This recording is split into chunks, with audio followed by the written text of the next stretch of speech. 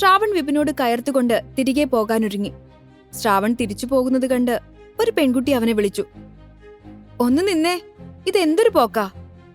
വയ്യാതെ കിടക്കുന്ന ആളെ കാണാൻ വന്നിട്ട് ഇങ്ങനെ ഇറങ്ങിപ്പോവാണോ ചെയ്യാ? അവൾ ശ്രാവണനോട് ചോദിച്ചു. ഞാൻ ആരെയും കാണാൻ വന്നതല്ല, എന്റെ ഫ്രണ്ട്സിന് ഭക്ഷണമായിട്ട് വന്നതാ. ശ്രാവൺ അർച്ചനയൊന്ന് നോക്കി. അവൻ കൊണ്ടുവന്നാണെങ്കിൽ റോഡ് സൈഡിൽ വിൽക്കുന്ന പല ചീപ്പ് ഭക്ഷണമായിരിക്കും.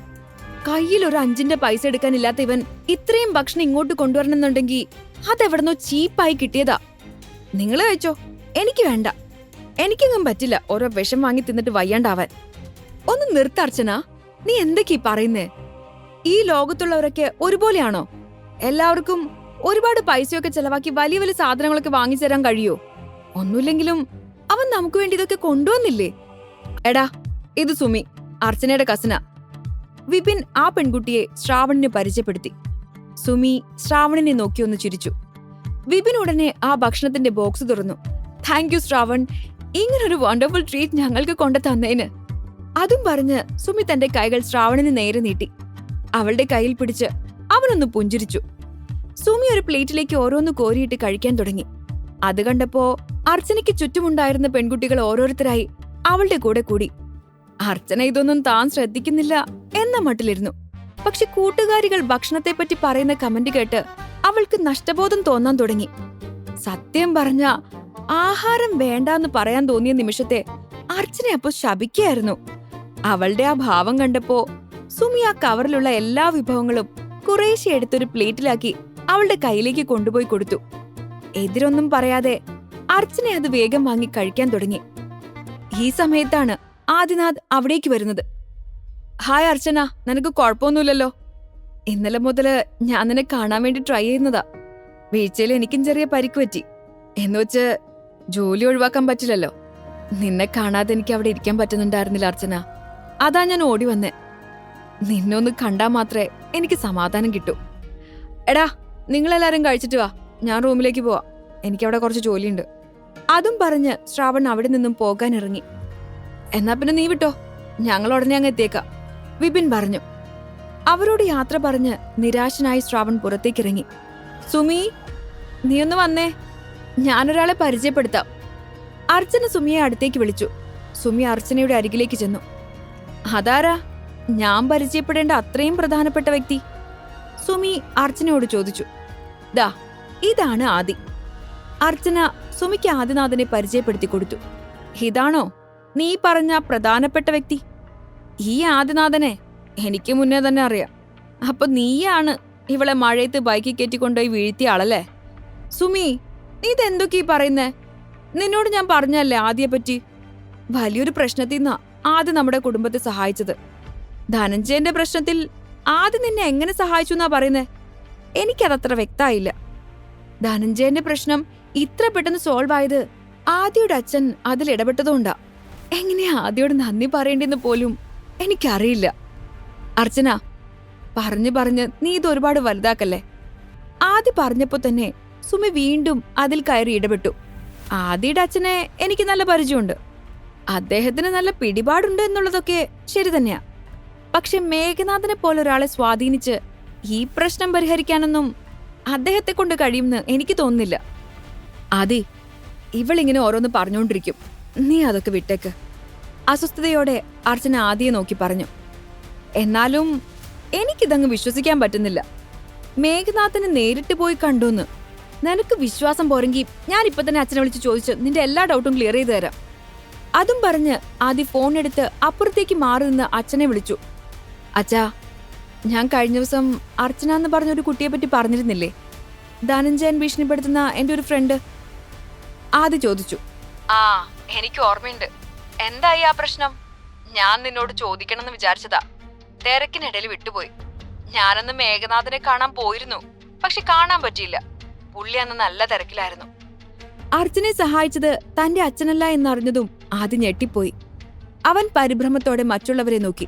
ആദി ഒരു നിമിഷം മരവിച്ച പോലെ തന്നെ നിന്നു. തൽക്കാലം ആരും ഒന്നും അറിയണ്ട എന്ന് അവൻ തീരുമാനിച്ചു. നോക്കൂ സുമി, എന്റെ അച്ഛൻ തന്നെയാ കഷ്ടപ്പെട്ട് അവിടെ പോയി അർച്ചനയെ സഹായിച്ചത്. ഇനിയെങ്കിലും എല്ലാവരെയും സംശയദൃഷ്ടിയോടെ നോക്കുന്ന നിന്റെ സ്വഭാവം ഒന്ന് നിർത്ത്. പക്ഷെ എന്തൊക്കെയായിട്ടും സുമിക്ക് ആദ്യം പറഞ്ഞത് വിശ്വസിക്കാൻ പറ്റുന്നുണ്ടായിരുന്നില്ല. അവരോട് യാത്ര പറഞ്ഞ് ആദ്യം അവിടെ നിന്നും ഇറങ്ങി. അർച്ചന, അവൻ പറഞ്ഞത് മുഴുവനും എന്തോ എനിക്കങ്ങ് വിശ്വസിക്കാൻ പറ്റുന്നില്ല. നീ വെറുതെ അവനെ എടുത്ത് തലയെ കയറ്റണ്ട. അവൻ ആളത്ര നല്ല പുള്ളിയൊന്നുമല്ല. അതും പറഞ്ഞ് സുമിയും ഇറങ്ങി. വിപിൻ, ശ്രാവണിന് ഈ ഭക്ഷണമൊക്കെ അവിടെ നിന്ന് കിട്ടി?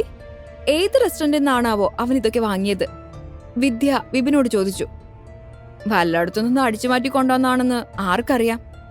ഇതിന്റെ പുറകെ വല്ല പോലീസോ മറ്റോ വരുമ്പോഴേ നിങ്ങളൊക്കെ പഠിക്കൂ. ശ്രാവൺ നിന്നോട് എന്ത് തെറ്റ് ചെയ്തിട്ടാ നീ ഇങ്ങനെ അവനെ ഓരോന്ന് പറഞ്ഞ് ഇൻസൾട്ട് ചെയ്യുന്നേ? കുറെ തവണ ആയില്ലേ? ഒന്ന് ഓർത്തു നോക്ക്. അവൻ നിനക്ക് ഇന്നുവരെ ഉപകാരമല്ലാതെ വേറെ ഒന്നും ചെയ്തിട്ടില്ല. വിദ്യ വിപിന്റെ മുഖം കണ്ട് അർച്ചനയോട് പറഞ്ഞു. അർച്ചന, നിനക്കിപ്പോ എന്താ അറിയണ്ടേ? അവൻ ഇതൊക്കെ എവിടെന്ന് കൊണ്ടുവന്നതാണെന്നറിയാൻ ഞാൻ അവനെ വിളിക്കാം. നീ നേരിട്ട് തന്നെ ചോദിച്ചു നോക്ക്, കട്ടതാണോ പിടിച്ചു പറിച്ചതാണോന്ന്. അല്ലെങ്കിൽ വേണ്ട, ഞാൻ തന്നെ ചോദിക്കാം. അതും പറഞ്ഞ് വിപിൻ ഫോണെടുത്ത് ശ്രാവണിനെ വിളിച്ചു. എടാ, നീ കൊണ്ടുവന്ന ഭക്ഷണം നിനക്ക് എവിടെന്ന് കിട്ടിയതാ? വിപിനോട് എന്തു പറയുമെന്നൊരു നിമിഷം ശ്രാവണ ആലോചിച്ചു. പിന്നെ പെട്ടെന്ന് നാവിൽ വന്ന നുണ പറഞ്ഞു. എടാ, എനിക്ക് പാർട്ട് ടൈം ആയിട്ടൊരു വലിയ റെസ്റ്റോറന്റിൽ ജോലി കിട്ടിയിരുന്നു. അവിടെ നിന്ന് വലിയൊരു പാർട്ടി ഉണ്ടായിരുന്നു. പക്ഷെ എന്തോ കാരണം കൊണ്ട് അത് മുടങ്ങിപ്പോയി. അപ്പോ ഭക്ഷണം എല്ലാ സ്റ്റാഫുകളോടും കൊണ്ടുപോയിക്കോളാൻ പറഞ്ഞു. അങ്ങനെ ഞാൻ കുറച്ചെടുത്തതാ. അത് കേട്ടതും വിപിൻ ദേഷ്യത്തോടെ അർച്ചനയെ നോക്കിയ ശേഷം പുറത്തേക്കിറങ്ങി. എടി, ഇങ്ങനൊരു ചാൻസ് വന്നിട്ടുണ്ടെങ്കിൽ നമ്മൾ ആരെങ്കിലും ഇതുപോലെ ചെയ്യോ? ഇല്ല. പക്ഷെ അവന് നോക്ക്, അവൻ നമ്മളെല്ലാം ഓർത്ത് ഇതെല്ലാം പാക്ക് ചെയ്തോണ്ട് വന്നു. എന്നിട്ട് നീ എന്താ പറഞ്ഞത്? എന്തായാലും മോശമായിപ്പോയി. അത്രയും പറഞ്ഞ് വിദ്യ അവിടെ നിന്നും വിപിന്റെ പിന്നാലെ ഇറങ്ങി. അർച്ചന അത് കേട്ട് മുഖം വീർപ്പിച്ചിരുന്നു. അടുത്ത ദിവസം രാവിലെ തന്നെ കോളേജിലേക്ക് നടന്നു വരികയായിരുന്നു ശ്രാവൺ. പെട്ടെന്നാണ് തെരേസ അവനെ കാണുന്നത്. അവന്റെ പേര് വിളിച്ച് തെരേസ അവന്റെ അരികിലേക്ക് ഓടിച്ചെന്നു. അവർ തമ്മിൽ സംസാരിക്കുന്നത് കണ്ടുകൊണ്ട് മേഘ അങ്ങോട്ട് വന്നു. തെരേസ, നിനക്ക് വട്ടാണോ? ഇന്നുച്ചയ്ക്ക് ഫുഡ് കഴിക്കണമെങ്കിൽ പോലും അവന്റെ കയ്യിൽ പൈസ കാണില്ല. മേഘ ശ്രാവണിനെ കളിയാക്കിക്കൊണ്ട് പറഞ്ഞു. അതിനെന്താ മേഘ, കുറെ പേര് എന്റെ പ്രോഗ്രാം കാണുന്നത് എനിക്ക് നല്ലതല്ലേ? ശ്രാവൺ പോയിട്ട് അവന്റെ ഫ്രണ്ട്സിനോട് പറഞ്ഞ അവരും കാണാൻ തുടങ്ങും. അത് എനിക്കൊരു ഹെൽപ്പ് ആവില്ലേ? തെരേസ മേഘയോട് ചോദിച്ചു. പുച്ഛത്തോടെ ശ്രാവണിനെ ഒന്ന് നോക്കി മേഘ ഗേറ്റിനരികിലേക്ക് നടന്നു. തെരേസയും അവിടെ നിന്നും പോയി. ശ്രാവൺ ഗേറ്റിനരികിലേക്ക് നടന്നു. തെരേസയെ ദേഷ്യത്തോടെ മാറി നിന്ന് നോക്കിക്കൊണ്ട് നിൽക്കുകയായിരുന്നു മേഘ. ഹേയ് ബേയ്! പെട്ടെന്നാണ് പുറകിൽ നിന്ന് ആരോ വിളിച്ചത്. അത് രാഹുലായിരുന്നു. അവനെ കണ്ടിട്ടും മേഘയ്ക്ക് വലിയ സന്തോഷമൊന്നും തോന്നിയില്ല. രാഹുൽ അവളുടെ അരികിലേക്ക് വന്ന് അവളെ കെട്ടിപ്പിടിച്ചു. രാഹുൽ, ഇത് കോളേജാ, ആരെങ്കിലും കാണും, വിട്. അവൾ അവനെ തള്ളി മാറ്റാൻ നോക്കി. അപ്പോഴാണ് മേഘ തൊട്ടപ്പുറത്തായി ദേഷ്യത്തോടെ തങ്ങളെ തന്നെ നോക്കി നിൽക്കുന്ന ശ്രാവണിനെ കാണുന്നത്. ശ്രാവണിനെ കണ്ടപ്പോ മേഘ മനഃപൂർവ്വം തന്നെ രാഹുലിനെ ഒന്ന് കെട്ടിപ്പിടിച്ചു. ഇത് കണ്ടപ്പോ ശ്രാവണിന് സഹിച്ചില്ല. നിർത്തടാ! അലറിക്കൊണ്ട് ശ്രാവൺ അവരുടെ അടുത്തേക്ക് ഓടിയെത്തി. നീയോ? നിനക്കെന്താടാ ഇവിടെ കാര്യം? ലൂസർ! വീണ്ടും ലൂസർ എന്ന വിളി കേട്ടതും ശ്രാവണിന്റെ സകല നിയന്ത്രണവും നഷ്ടമായി. അവൻ രാഹുലിന്റെ നെഞ്ചു നോക്കി ശക്തിയിലൊരു പഞ്ചു കൊടുത്തു. കിട്ടിയ ഇടിയുടെ ആഘാതത്തിൽ രാഹുൽ നിലത്തേക്ക് വീണുപോയി.